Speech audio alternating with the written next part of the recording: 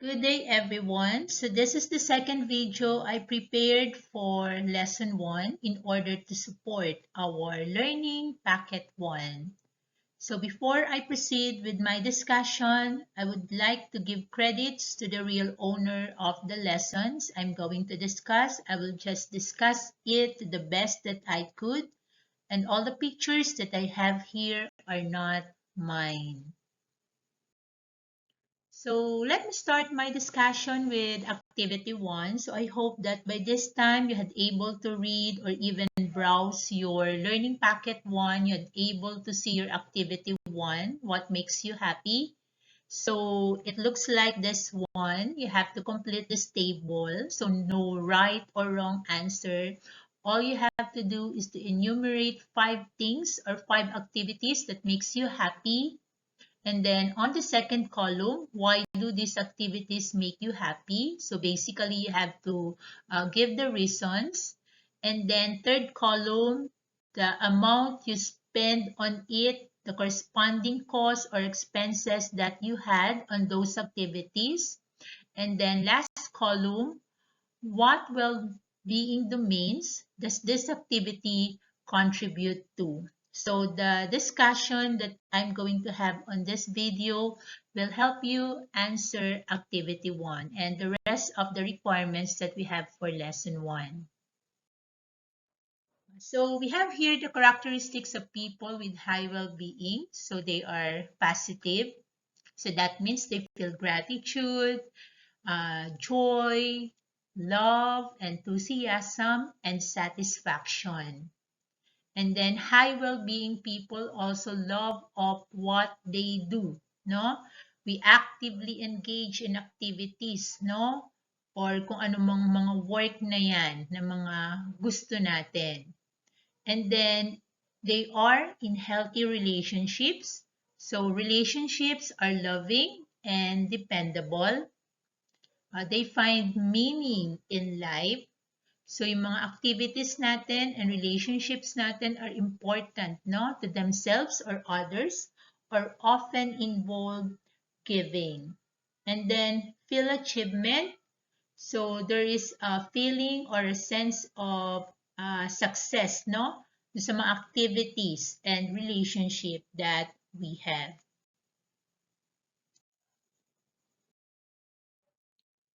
So if you're going to look at column 2 of your activity 1, so you have to give the reasons, no, why does this activity make you happy? So you have to analyze those activity, no? So does the activity make you happy or make you feel gratitude, love, joy, enthusiasm, and satisfaction? Do you love or enjoy the activity? Do you lose track of time when you do this activity? So, ganun naman na nangyayari, di ba? Parang hindi na natin alam kung anong oras once we are enjoying those activity. And then, look at the activities that you had enumerated. No? Does it involves spending time with the people you enjoy, no? With the people you love? And then, do you find meaning in the activity or feel it is important? So, does the activity make you feel successful? So, those are probably some of the reasons why those activity make you happy.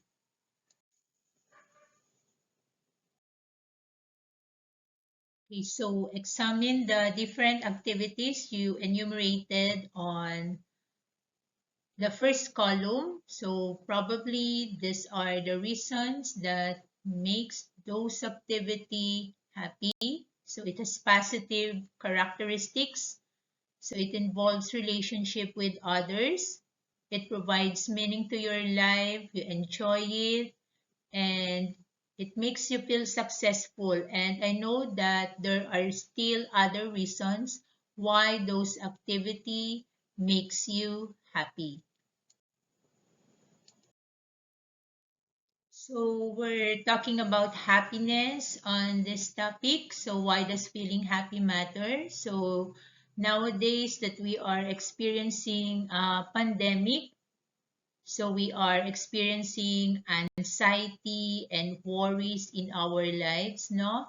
So it will help us a lot, no? If we're going to have a positive outlook in our life. So a happy person is considered as a high well-being person, and high well-being comes from feeling good about your life.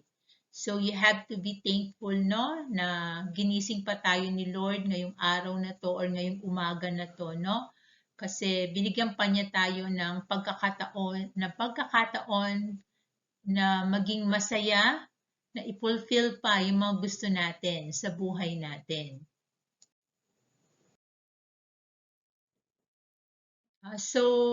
This corresponding topic will help you answer the column 4 of our activity 1. So, of course, I know that you are familiar with this, that an individual, no, or our well-being is divided into 5 domains. So, physical, intellectual, social, emotional, and financial. And we're going to have them one by one. So physical well-being has something to do about taking care of our body, no? So that is very important nowadays in order for us to get rid of the COVID virus. Okay, then another domain is intellectual, gaining and using knowledge. So that's the reason why also that in spite of what is happening to our world nowadays, you are still educating yourselves kahit mahirap ang modular, kahit mahirap ang online classes, struggle tayo sa pag-aaral, but still you are aiming to gain new knowledge because you know that you could able to use this knowledge someday, and that will help you become a high intellectual well-being. Okay, then the next one is our social well-being. So having family and friends with us, the membership or relationship in our community, we have the sense of belongingness. That is also really important. And then we have to watch our emotions. We have to watch our feelings. So we have a feeling of a sense of worth and purpose in this world na may dahilan pa tayo para mabuhay. Then we develop strategies to create a healthy outlook on life. So that will create a high emotional well-being. Okay, then lastly, no, is our financial outlook, no? So under ng ating financial domain. So managing our money in ways that build a sense of understanding, competence, and control, and that will lead us to a high financial well-being. So those are again the different domains of a well-being. So if you will look at now the third column of activity 3, so you have to give the corresponding cost, no? Doon sa mga activities na na-enumerate natin. So, alam ko there are activities na there are peso value on it, no? Actually, peso yan, no? Hindi dollar. And then, look at also, meron ba tayong mga activities that does not require money?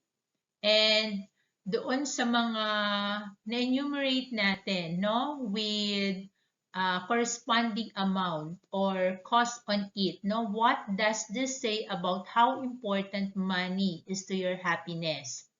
And then imagine that you didn't have money, how would your well-being be affected? So, wag lang tayong mamiloso po na, let us say, nanood tayo ng sine, we spend 100 pesos on that or 500 pesos on watching a movie, sabihin natin, hindi naman yung 500 pesos na nagpaligaya sa atin, di ba? Yung watching the movie, yung mismong activity. But what we're talking about here is that that corresponding activity that makes you happy has a corresponding cost on it. Okay, then again, on the last column, you could now label it with the proper well-being domain, whether it is physical, intellectual, social, emotional, and financial. So, it's okay lang na meron kang missing sa mga domains na yan. Hindi naman kailangan na masagutan natin or all the domains are present because we have limited activities enumerated there. I know that there are more than 5 activities that makes you happy. Kaya tiyak naman lahat ng mga domains na yan ay mako-cover natin dun sa mga activities natin na pang-araw-araw. Kaya don't worry kung meron kang missing na well-being domain. Okay, then talking about financial well-being, so it is said that financial well-being affects overall well-being. So parang medyo ako, no, personally naniniwala ako dito, no? Kaya nga natutuwa ako dun sa sinishare or na-share sa Facebook na kung merong simptomas ang COVID virus, meron din daw simptomas ang walang pera virus na tulad ng paninikip ng dibdib, no, pananakit ng ulo, pagkatulala, no? And that would probably the reason why your overall well-being is being affected kapag talaga yung financial well-being natin ang medyo alanganin ang lagay. Okay, then since financial well-being is very important to our entire, no, yung totality ng ating well-being, so how are we going to create a positive financial well-being? So it is of course important for us to manage our money well. So yun naman talaga ang kailangan natin, di ba? So we are not managing our finances well. That's the reason why we can't able to achieve financial health. We can't able to achieve financial freedom. So ang susi talaga, we have to manage our finances. Okay, then let us examine our understanding, or you have to understand our feelings about money. So, you have to answer it with a yes or no. So, wala din namang tama or maling sagot, no? So, first one, do you feel positive about your financial situation compared to others around you? So, okay lang na yes, okay lang na no, no? So, pwede namang mabago yan through the passage of time. But hopefully, no, yung negative na nararamdaman natin, it will turn positive into in the future. Then, do you find enjoyment and meaning in life through participating in activities you enjoy? I know you will answer yes on that. And then, for number 3, do you feel positive about having enough money to purchase basic needs? So, lahat naman tayo, you know, or most of us, yan talaga ang napipil natin in case we had able to purchase yung mga gusto natin. Okay, then do you have positive feelings about the way you manage your money? So, okay lang din na no ang sagot dito. Then, if it is a yes, so i-enhance pa natin, no? Or yung management natin sa pera na yan. So, kung answer naman natin ay no, so unti-unti, no? Apply natin yung mga skills na yan in money management. And then, are you in healthy relationship with positive communication about money? So, the answer here should be yes, no? Pilitin natin or gawin natin, no? Na magkaroon tayo ng positive communication about money. And then, do you feel successful about your present and future financial position? So, if at your age, mga bata pa kayo, so sa tingin mo may kulang pa, hindi pa tayo successful at present and yung pakiramdam natin sa ating present and future financial position, parang may kulang pa, hindi pa tayo successful, okay lang yan, di ba? So, you are still young, no? But wag sana nating isipin din na you have to take advantage of your age, na bata pa tayo, mag-umpisa na tayo. Huwag yung bata pa ako, kaya magiging reason yun para i-delay ko pa, no, yung application ng mga or baguhin yung attitude ko towards money. Okay, then how are we going to create positive financial well-being? So we have to participate in financial planning, no, for your present and future. So financial planning is continuous, no? Habang nabubuhay tayo, it will not end. Kahit na retired na tayo, kahit wala na tayong source of income.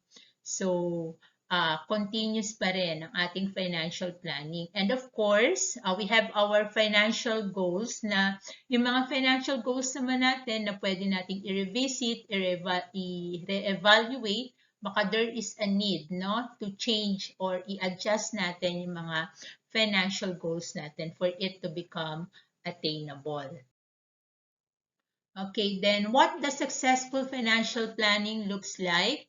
So you examine yourselves again, you ask yourself what makes you happy. So you could use different financial planning tool, no, that will help you reach your happiness. And of course, no size fits all, so you have to individualize your financial plan.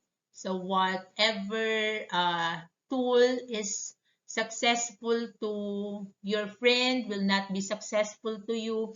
What is successful to me may not be successful to you because we have individual, no?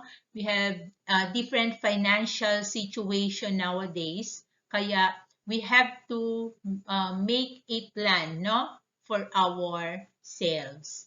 And then continually evaluate and edit your financial plan. So, hindi naman sa lahat ng pagkakataon that we haven't achieved our financial goals ay dahil nagkaroon na tayo ng mismanagement or dahil kulang na yung sources of income natin. We need to evaluate it, we have to edit, we have to revise, kasi baka mamaya dun mismo sa sinet natin ng goals, dun tayo nagkaroon ng mga mistakes. Okay, so what role does money play in your life?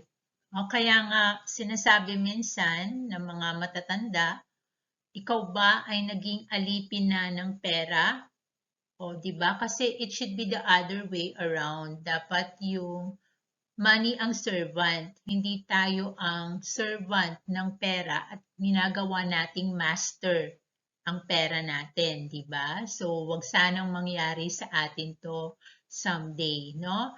So, we have to use our money in a positive way and we have to strive our best to make our life happy.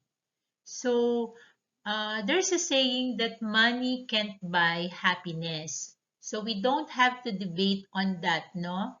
So it will be a long argument. So kasi when we talk about happiness, it's a state of mind, no? It also involves our emotion. So we have different way to measure happiness, to measure success. But we can't deny the fact that there is a connection between money and happiness. So what I am trying to say to all of you is that you have to strive to be happy, no? So you have to strive to be happy and you have to share your happiness to everyone. So that ends our discussion for Learning Packet 1. So I hope that you had learned something and see you on our online class.